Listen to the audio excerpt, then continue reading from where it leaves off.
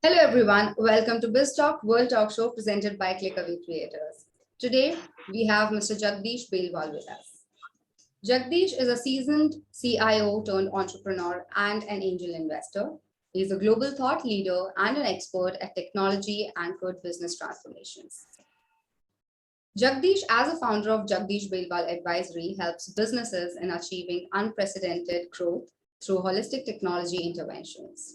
He also advises and coaches all the decision makers like CEOs, CIOs, and industry entrepreneurs to solve complex problems and achieve desired results. Not to forget, he's an avid reader, golfer, and trekker. Wow, that is absolutely amazing. I'm not sure if he's doing a lot of things and he gets time to do all these things. I'm really excited to know about how he manages, his hobbies and his work together. So without any further ado, let me just introduce you to the man himself. Hello, Jagdish. How are you? Hey, hi, Bharti. I'm all good. It's a pleasure to have you with us today, Jagdish, and we're really, excited to know about your journey so far, how it has been, personal and professional. Can you please throw light on that? Yeah, sure. So I would, divide my entire professional journey into like 5 parts, right? The first part was the formative initial part when I was I was just out of college, joined Tata Motors, and I was like in this service engineer job, going around Andhra Pradesh repairing excavators and all of that. The big, takeaway or learning from that experience was customer centricity. I was working so closely with customers. I got into their shoes and I learned to think from a customer's point of view. My second phase was when when I moved to service headquarters and I started doing some business process transformation programs. I had a good success in turning around the profitability of dealer workshops, as well as their productivity using Kaizen, which was like a practice we shifted from our factories to our dealer workshops. And that kind of led to setting up the CRM program, a pretty ambitious program at that.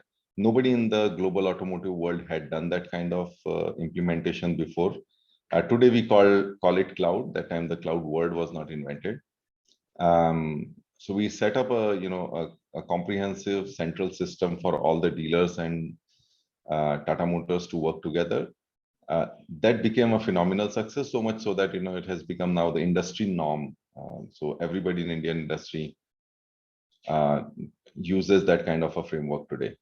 The third part of my journey was to get into a leadership role, the CIO role, coming from the CRM success. Now here again, this was, I would say, whatever I'd done at steroids, because this was an enterprise-wide transformation of IT that I undertook. When I looked at, with a telescope as to where the organization was going and whether we as IT were ready for it, it wasn't. And then I had to learn a lot of it again in terms of getting the big budgets, engaging with the executive leadership, learning a lot of areas I had not faced before, like design, supply chain, manufacturing, and all of that. So this third phase really built me as like an enterprise leader, and also gave me the confidence that I can really run transformations at scale and across processes which I have not touched before. So I think this would be my, I would say, coming of age. The fourth phase was, when I really looked at going global, and I joined GE with an ambition of doing global roles, moving around the world and working with one of the most respected companies, and somebody who was working in digital transformation area in a big way. I would say that bet didn't turn up right, because GE kind of lost its way, and a lot of people got swept along with it, including me. My business was sold. I came out, And that was the time I had to kind of look back and really, sort of define my way forward. And that brings us to like the fifth part of my journey, which is the current entrepreneur role. So when I was going through this, having done everything, having reached a certain peak in Tata Motors, and then taking the next leap, a global leap, which didn't work out, what should I be doing? And that's when I sort of sought external help. I got into coaching, trying to discover myself as to what do I stand for, why am I here, and all of that. And then I decided to become an entrepreneur and share all my learnings. Uh, Initially, as soon as I started that, the pandemic hit, and I couldn't even meet people. But I think I must say that God has been kind, and the reputations that we build for ourselves, they have come to sort of help me. Uh, Let me re-record it, okay? I think I don't want to go into the third person mode. Yeah. Um, so I must say that the God has been kind, and the impeccable reputation that I had built um, during my entire career, that kind of came to my rescue and to help me build a business from scratch. Um, that's how it is going. Thank you so much. Quite an interesting journey, Mr. Belwal, if I may say so. At the same time, I would like to add here that nothing worth having comes easy, right? And this you Absolutely. had to actually describe it in phases and bits and pieces, and it's absolutely beautiful. But when we talk about nothing worth having comes easy, we're talking about the obstacles in your path of success. So, how did you overcome and supersede them? I'm sure there were many. I'm sure you fought, and hence you're here, still, on the top of your game. So, can you please throw light on that as well? Yeah. I think I have that's a great question, Bharti. I typically use what I preach everyone, which is the first principles. Okay. So I try to look at an obstacle in multiple different ways, approach it with a lot of humility in terms of I don't know, and then look around for answers, both in terms of like a logical thinking as well as looking around for experts who have done it before, who have those unique experiences of handling it before. So just to give you a few examples, when I took over as the CIO for Tata Motors, I mean, uh, the things were not in a shape. When I took over as CIO of Tata Motors, the IT was in a shape which could, which could really deter you, which could. Um, so I sort of went back to the basics, which is like, why do we exist? And I started asking some fundamental questions. I started streamlining the operations, and then I realized that if I really need to do what is required, I will have to really create a picture which will get everyone to kind of contribute to it. So I started working on a strategy which was uh, based on the business strategy, and therefore like everyone in business could connect to it as to what we were trying to do. Now, the second thing is that I hadn't done a CIO role before. So I reached out to the expert advisors in the industry, who had that kind of perspective, working across multiple companies. And I just kind of made them as my self-appointed mentors. And I was like bouncing off my strategies and my thoughts and my challenges with them, and seeking help. And there were a lot of them with my relationship with this strategic advisory firm, and they were really forthcoming. So the principle that I learned there is that don't try to solve everything yourself, and reach out to experts. Be humble to hear a no, and you know what? 90% of the time you'll hear a yes. Fast forward. The same thing happened when I was coming out of corporate career. I was at um, a crossroad whether I want to go on my own, which was always a dream, versus I want to do another CIO role. Again, I sought help. I reached out to quite a few people, bounced my thoughts with them. I took coaching. I signed up a coach and just developed that level of clarity. And again, while doing this, the whole philosophy was to approach it with a lot of humility, with a lot of I don't know attitude, so that I can absorb and process all the inputs. That is so beautifully put, Mr. Belwal, and thank you so much for sharing that with us. Because usually we focus on the good side and just like the success side of it, but it's equally important to appreciate the obstacles and the things that you have fought along the way. So thank you so much once again for showing light on that. So coming back to now, like with your experience and everything, how have you been able to create value for your clients or company with a particular set of skills or services that you have provided?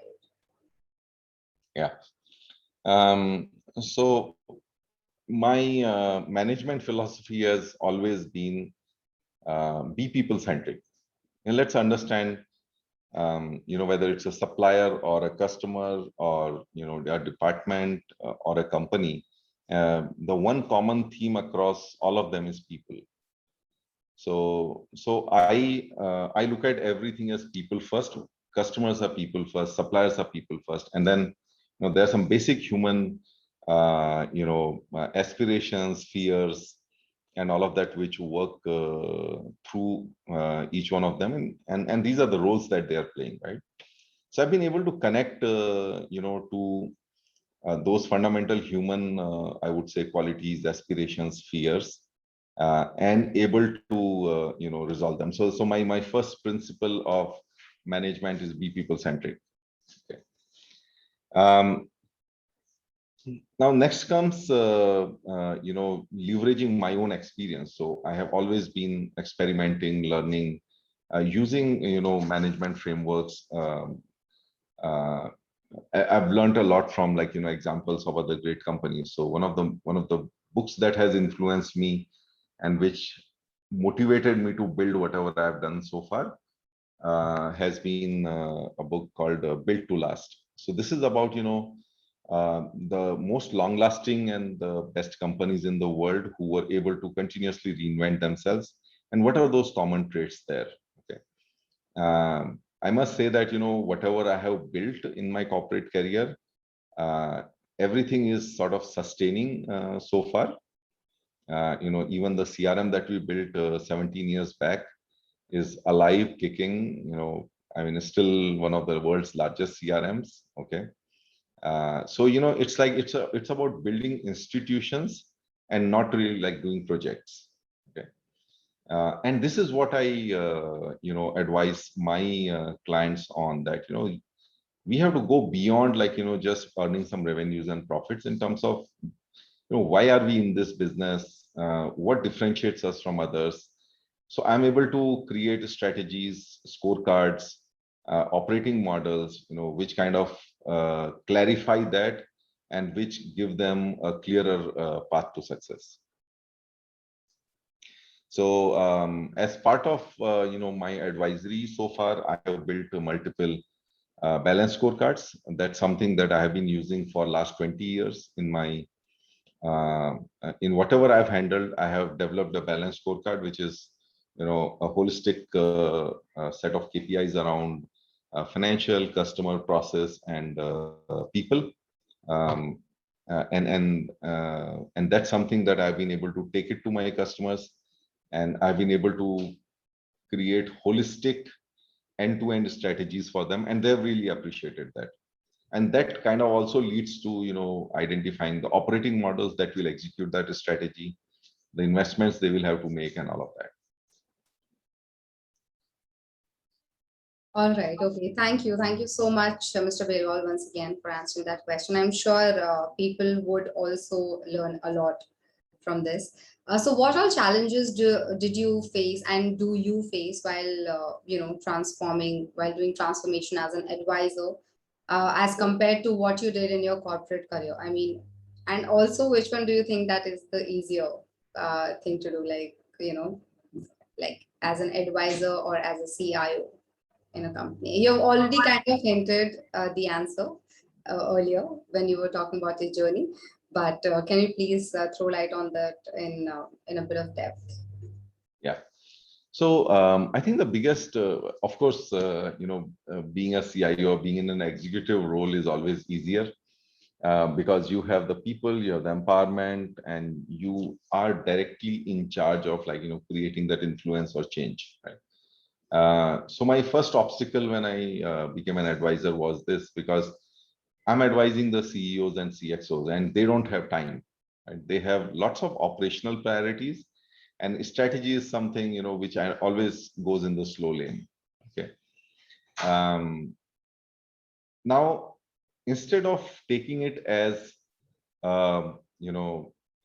as a given, I have been really thinking and innovating around and experimenting around. Okay. Instead of taking it as a given, I have been experimenting and checking around in terms of how can we debottleneck that, right? So, so I've created some frameworks where, instead of the bottleneck, which is the CEO or CXO's time, right? So if I'm able to bypass that bottleneck and I'm able to work directly with, some confidantes or the program managers of that initiative directly as a mentor, that's something that's working very well for me. And so this big challenge of not being in a driver's seat and trying to kind of give directions around, this is something uh, I think I'll re-record the whole thing. Okay. Yeah. Yeah. So Bharti, obviously, it's much easier to execute when we are sitting in the driver's seat as a CIO or as a CXO. Now, when you become an advisor, you can only advise and you can continuously follow up, but not that you can go and rattle up things as to why it is not happening. So initially I struggled with it, but later on I've innovated, on my advisory model in such a way that I'm able to debottleneck the precious commodity, which is the CEO's time or the CXO's time, right? So instead of disturbing them a lot, I've been able to kind of bypass it, keep them as a reviewer, but work directly with those teams as mentors and execute on transformation with the speed. It works a little bit less than what I would have done as an executive, but it's still effective. I've been able to add value with that. Thank you so much. If I've understood it right, Mr. Belwal, then it saves their time as well because like the bandwidth is really low there. At the same time, you get to put your best foot forward in terms of quality and the ideas and everything. Is that correct? Absolutely, and there's a byproduct to it. The byproduct to it is there are people down the line in the organization who would really there are people down the line in the organization for whom it's really exciting and aspirational that they get to work with me. Absolutely. That's the Absolutely. byproduct. Exactly. Exactly. And I mean, obviously, it kind of encourages them as well. Of course. Absolutely. Lovely. Thank you. Thank you so much, Mr. Belwal. Now, what is your USP in change management that differentiates you from the other advisors in digital transformation area? Yeah. So I think the biggest USP is that I have done a ton of transformations out there, right? Right in the beginning, it was in Tata Motors, the dealers were like in a monopolistic kind of situation, so they didn't focus on service, and service was a loss-making business. When I was asked to turn it around, I really worked with them, and and I was able to influence their mindsets. I was able to give them, certain pictures which are like outside in, and we were able to.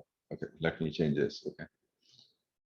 So I think the biggest USP, Bharti, is my own experiences, the number of transformations I've done. So whether it was starting at a small scale, which is like improving the profitability of those dealer workshops.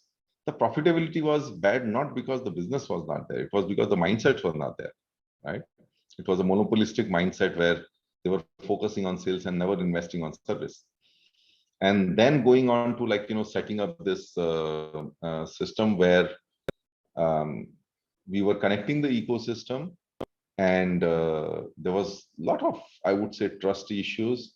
There were a lot of challenges because nobody had done that before, and just with the process of like investigating through first principles, getting into the whys, talking to people, and and just experimenting.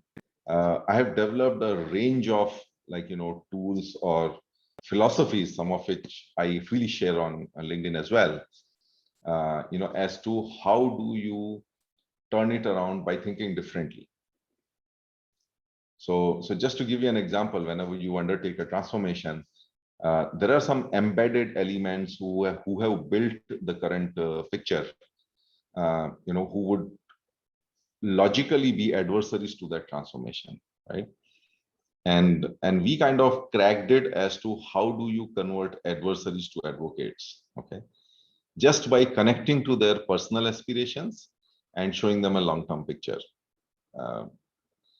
So there are multiple, I would say, experiences, experiments, principles which are tried, tested, proven, which I have, whether it is like change management outside of the enterprise, change management inside the enterprise, or change management within the department. Now think about like a department which I had to before I could transform. Just think about transforming the IT function of India's largest automobile company. Before you transform IT for the enterprise, you have to transform the mindsets of the team members, right? So like for example, taking them through certain trainings, okay, conceptualizing them. So there are lots of experiments I've run, there are lots of successes I've had, various formats, inside, outside, within department, as an influencer, as an executor. So I have those range of experiences that I bring to the table, and that's what differentiates me. Wow, that was amazing, Mr. Belwal. And also one thing that I kind of absorbed, but I'm still like trying to comprehend that. So you're saying also that's true, that if you're working in an organization and you're worked in a certain way, there is obviously a conditioning, right? So you did the impossible, right?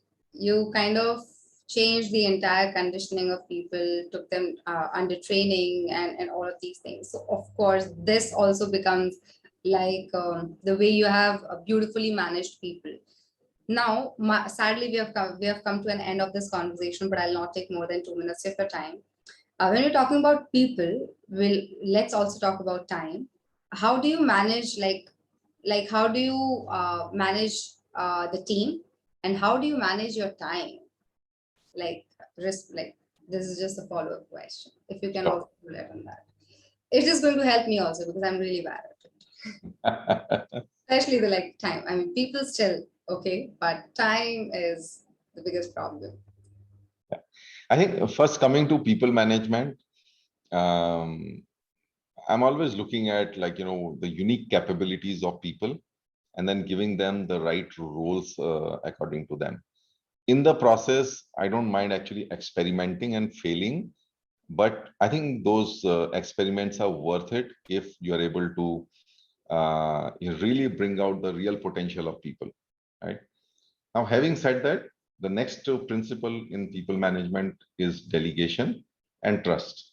The best way to drive a vehicle with more control is to keep a light touch on the steering, not to hold Yeah. it very tight. I Yeah. think this works with people as well. Let them free, let them make mistakes, okay? Back them up, and you see what they are able to deliver. Mhm. Second thing about time management, to be frank with you, I'm not able to manage my time. It's hard for me to say no to anyone. But again, in a solopreneur kind of role, I have been able to still build a team, and I'm again able to categorize those tasks as ABC, and make sure that I only do the A ones, and I'm able to delegate and convert the other ones into standard operating processes. That's why technology also helps you. So I have in my team, I have written down SOPs for everything that I do, and those things really help. Those management processes, writing down SOPs, giving clear responsibilities to your team members, they really help. Thank you so much, Mr. Belwal. It was an insightful conversation, and I got to learn a lot from you, and I'm sure even viewers would consume a lot from this interview. And this shirt, of course. So thank you so much. It was lovely having you, and I'm really looking forward to having a chat with you again, some other trending topics in the industry. At the same time, for our viewers, if you like this chat with Mr. Belwal, please like and share this video. And do not forget to subscribe to ClickAway Creators YouTube channel to appreciate what we do, and you have more coming from industry leaders like Mr. Belwal. Till then, this is Bharti for BizzTalk signing off. Take care. Bye bye.